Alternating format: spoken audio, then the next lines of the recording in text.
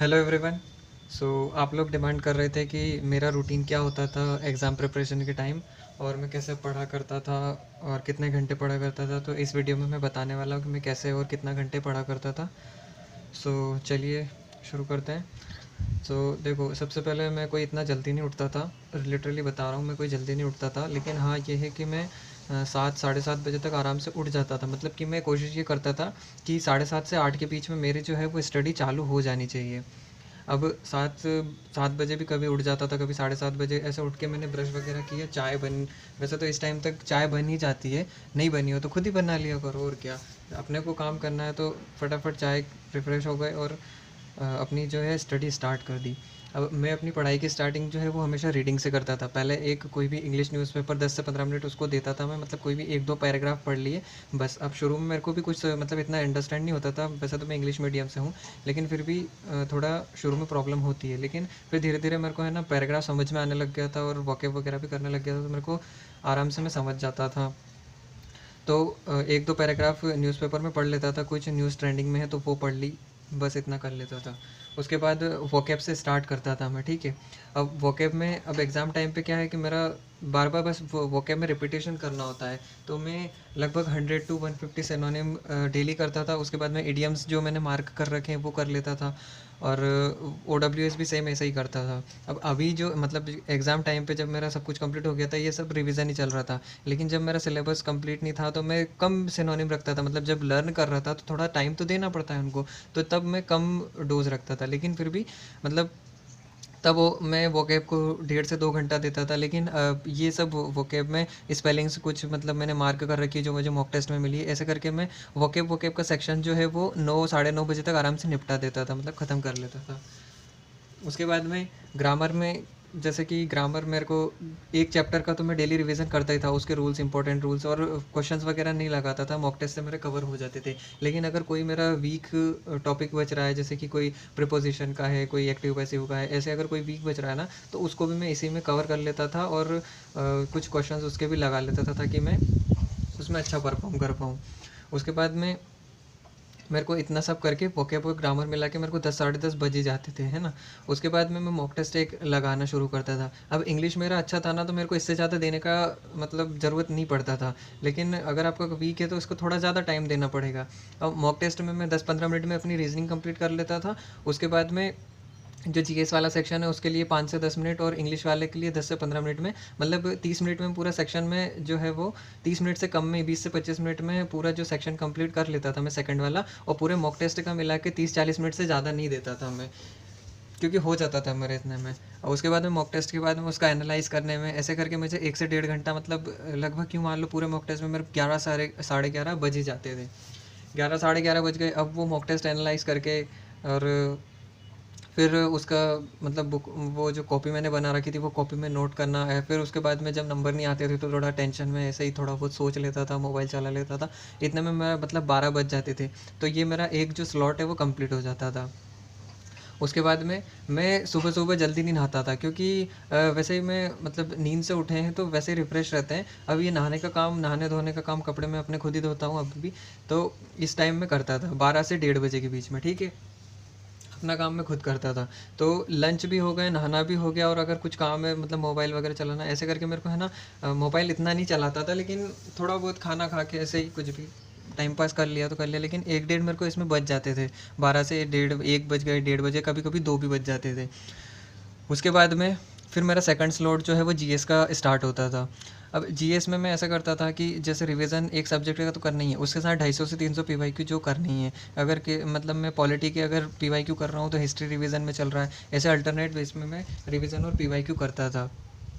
अब यहाँ पे एक चीज़ मैं बताता हूँ कि जैसे आप खाना खा के और पढ़ाई करने लगोगे तो थोड़ी थोड़ी ना नींद आएगी, मतलब थोड़ी क्या बहुत नींद आएगी और पढ़ाई में मन नहीं लगेगा। तो वो क्विक नैप ले लेना। मैं भी है ना 10 से 15 मिनट की क्विक नैप ले ही लेता था। पर अब क्विक नैप का मतलब ये नहीं कि नींद आए तो घंटे घंटे सो रहे हैं, ये नहीं। 10 से 15 मिनट बहुत होते हैं, और वो कम से कम मतलब बहुत अच्छा बैकअप देती है। 4 से 5 घंटे के आपको मतलब फिर नींद ही नहीं आएगी, रात भर तक आपका माइंड ठीक रहेगा। तो वो क्विक नैप ले लेना। और अगर मतलब ज़्यादा सोने का शौक है तो अलार्म लगा के सोना, और एक ठंडे पानी की बोतल पास में रखना, ताकि जैसे ही आपकी आँख खुले आप तुरंत पानी पी लो और पढ़ने बैठ जाओ। उसके बाद में ये इतना सब करने में मेरे को रिवीजन पीवाईक्यू इतना सब करने में 4 बज जाते थे, ठीक है। अब 4 बजे से 6 बजे का टाइम मतलब 4-5 मतलब मैं वॉकिंग के लिए निकल जाता था। डेली का मेरा ये रूटीन था। मैं इस टाइम में कुछ पढ़ाई नहीं करता था क्योंकि दिन भर पढ़ते हैं तो थोड़ा क्या है, माइंड भी फ्रेश हो जाता है। तो ये मैं वॉकिंग के लिए निकल जाता था। और मतलब मेरे घर के पास में एक छोटा सा डैम है, तो वो वहाँ पे मैं डैम पे डेली जाता था। कुछ भी म्यूज़िक वगैरह ईयरफोन लगा लिए, म्यूज़िक सुनते सुनते चले गए। मतलब कुल मिला के फ्री रहना है ताकि बाहर घूम लो तो फ्रेश एयर भी मिले और अच्छा अपने मतलब माइंड को भी अच्छा फील हो। उसके बाद में 6 साढ़े 6 बजे तक मैं वहाँ से आ जाता था। फिर टी टाइम अगर वही बात है, अगर बन गई हो शाम की, अगर मैं खुद बना मतलब मैं ही बनाता हूँ घर वालों के लिए भी, तो मैं यहाँ से 6 बजे आ जाता था, कभी 6:10 पे, कभी 5:55 पे, ऐसा करके थोड़ा फ्लेक्सिबल ही रहता था। तो ऐसा करके मैं टी टाइम हो जाता था, 6:30 बजे तक मैं वापस से पढ़ने बैठ जाता था। अब ये जो 6:30 से 8 बजे तक का टाइम है, इसमें मैं करंट अफेयर पढ़ता था। करंट अफेयर भी मतलब बार बार रिपीटेशन, वही मैंने 3 सोर्स यूज़ किए थे, मैंने बताया था आपको।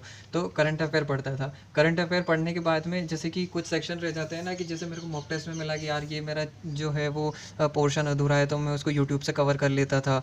या फिर कोई चीज़ ज़्यादा याद करने की चीज़ है तो उसको यहाँ पे कवर कर लिया। अब इतना सब करने के बाद में है ना, मतलब आपको अच्छा लगने लगता है कि यार मैंने दिन में कुछ तो किया, तो फिर आप एकदम रिलैक्स हो जाते हैं। उसके बाद 8 बजे वही खाना खा लेता था, 8 से 9 बजे तक वही घर वालों के साथ में थोड़ी मटर गश्ती कर ली, मस्ती मजाक कर लिया। अब घर वालों के साथ में भी टाइम देना ज़रूरी है। टीवी वगैरह देख लिया। उसके बाद में 9 बजे से मैं वापस पढ़ने बैठता था। अब यहाँ पे मैं 100 से 150 पीवाईक्यू स्टैटिक जीके के करता था, प्लस उसके साथ में एक सब्जेक्ट का रिवीजन भी करता था। तो ऐसे करके मैं अपना दिन जो है वो कंप्लीट करता था। अब इन चीज़ को देखो तो मैक्सिमम मतलब अगर मॉक टेस्ट को छोड़ दिया जाए तो लगभग लगभग मतलब 2 से ढाई घंटे में यहाँ पे दे देता था इंग्लिश के लिए। उसके बाद में ये रिवीजन और इसके 2 घंटे दे दिए। उसके बाद में ये यहाँ पे 2 घंटे, मतलब लगभग मेरा 7 से 8 घंटे का स्टडी हो जाता था और अच्छे से आउटपुट भी निकल जाता था।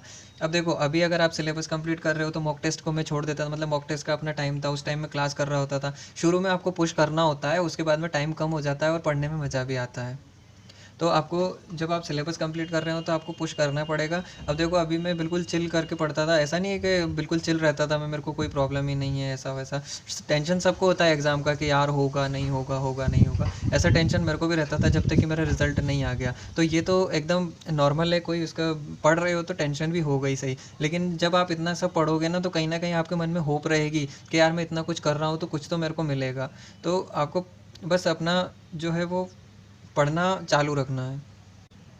उसके बाद में लोग क्या करते हैं कि टाइम से पढ़ते हैं कि मैं 1 घंटा पढ़ूंगा, उसके बाद 15 मिनट मोबाइल चलाऊंगा, 2 घंटा पढ़ूंगा, उसके बाद आधा घंटा रेस्ट लूँगा। ऐसा नहीं पढ़ना है आपको। टाइम से कभी कोई मतलब नहीं पढ़ पाता, क्योंकि मान लो अगर आपने 8 बजे से अपना जो टाइम फिक्स किया और 8, 10, 15 हो गए, आप कैसे कोई भी काम आ सकता है, कोई टाइम मतलब लेट हो गए तो वो फिर पढ़ने का मूड ही नहीं होगा। आपको सीधा अपना टारगेट से पढ़ना है ताकि थोड़ा फ्लेक्सिबल रहे, क्योंकि अगर कभी आपको जो पढ़ने में थोड़ा ज़्यादा टाइम भी लगा तो आप उसको मैनेज कर लो। अब यहाँ पे मैं 4 से 6 बजे तक अगर मेरे को कोई काम होता था ना तो वो भी मैं यहाँ पे कर लेता था। और कभी कभी ऐसा भी होता था कि यार मैं पढ़ भी नहीं पाता, क्योंकि घर के काम भी करना इंपॉर्टेंट होता है। लेकिन डेली नहीं होते। घर वाले भी इतने पागल नहीं है कि आप पढ़ रहे हो और आपको बार बार डिस्टर्ब करें। आप घर वालों को भी ये बोल सकते हो कि अगर मेरे से कोई काम हो तो मेरे से 2 दिन पहले बोल दिया करो, पर अर्जेंट मेरे को मतलब डिस्टर्ब मत किया करो। तो आप अपने हिसाब से उसको कर लो। अब घर का काम मैं भी खुद ही करता था, मतलब अगर कुछ कहीं से लाना है, बाहर जाना है, तो मैं ही करता था क्योंकि घर में बड़ा मैं ही हूँ।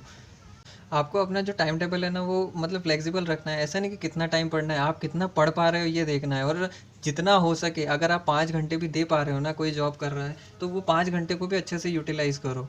बस ये है कहने का मतलब, ताकि वो कंसिस्टेंसी मेरी हमेशा से मेंटेन रही है। हालांकि अभी मतलब इतना मैं बता रहा हूँ, ये एग्ज़ाम टाइम की बात है जब मेरा सिलेबस कंप्लीट हो गया था। लेकिन सिलेबस कंप्लीट कर रहा था तब मेरे को भी मतलब 1 डेढ़ घंटे की क्लास करनी होती थी। उसके बाद इंग्लिश की भी क्लास करनी होती थी, उसके नोट्स वगैरह सब। तो और कॉलेज एग्ज़ाम भी मैंने मैनेज किए थे। तो तब की बात और थी और ये अब की बात और है, क्योंकि जब फिर मतलब आपको चीज़ें दिमाग में बैठने लगती है ना तो फिर उनका रिपीटेशन बार बार करना रहता है। तो आपको भी कोई नई चीज़ें पढ़ने को बहुत कम ही मिलती है जब आपका सिलेबस कंप्लीट हो जाता है। लेकिन सिलेबस कंप्लीट करते टाइम तो आपको पुश करना ही पड़ेगा। अगर थोड़ा टाइम, अब ये यहाँ पे मैं 9 9 10 बजे और 8 घंटे की नींद मतलब इम्पॉर्टेंट है। अभी यहाँ पे मैं 10 साढ़े 10 बजे तक सो जाता था, तो कभी कभी 11 भी बज जाते थे मेरे को सिलेबस कंप्लीट करने में। लेकिन ऐसा नहीं है कि रात को मोबाइल चला, रात भर मोबाइल चला रहे, मोबाइल चलाने बैठ गए तो फिर वो 1 घंटा आधा घंटा कब चला जाता है पता ही नहीं चलता है। उसके बाद रील्स स्क्रॉल करना, मैं खुद इंस्टाग्राम चलाता था, लेकिन मेरी जो रियल आईडी है वो मैंने डीएक्टिवेट कर रखी थी। यही फेक आईडी चलाता था जो मैंने अभी नेम चेंज करके डार्क हॉर्स कर ली है। ठीक है, तो और क्या, ताकि मैं जो भी अपने लोकल से हैं उनसे डिस्कनेक्टेड रहूँ। ठीक है, उसके बाद में जब मैं ये वॉकिंग के लिए जाता था तो फेस कवर करके जाता था, ताकि कोई मेरे को मिले ना तो कोई बोले ना कि आजा आज वहाँ चलते हैं वहाँ चलते हैं। इन सब को मतलब मैं कट ऑफ कर दिया था, क्योंकि यार कंसिस्टेंसी डिस्टर्ब होती है ना, तो उससे बहुत प्रॉब्लम होती है। उसके बाद में ऐसी चीज़ें आपको बिल्कुल नहीं करनी है कि जैसे अब मतलब कुछ आपको प्रॉब्लम हो वो चीज़ें अवॉइड ही करनी है। जैसे कि कहीं बाहर जा रहे हैं तो बहुत अर्जेंट हो तभी जाना है। मान लो कि आप बारिश में बाहर चले गए और अब फीवर आ गया, अब वो फीवर तो एक दिन में ठीक हो जाता है, लेकिन जो कंसिस्टेंसी आपकी यहाँ चल रही थी वो डायरेक्ट यहाँ पीछे हो जाएगी, और फिर वापस यहाँ लाने में 3 से 4 दिन ख़त्म हो जाएंगे आपके। तो वो एक दिन का फीवर 3-4 दिन लेके जाता है, तो आपको ये चीज़ें अवॉइड ही करनी है। सो इस वीडियो में इतना ही। वीडियो अच्छी लगी हो तो लाइक करना, और जो भी आपकी क्वेरी हो, फीडबैक देना हो तो कमेंट करना, और ऐसे ही यूज़फुल वीडियोस के लिए सब्सक्राइब करना। और आपके लिए और भी वीडियोस हैं चैनल पे जो कि यूज़फुल होगी, तो आप उन्हें भी जाके चेक कर सकते हैं। Thank you.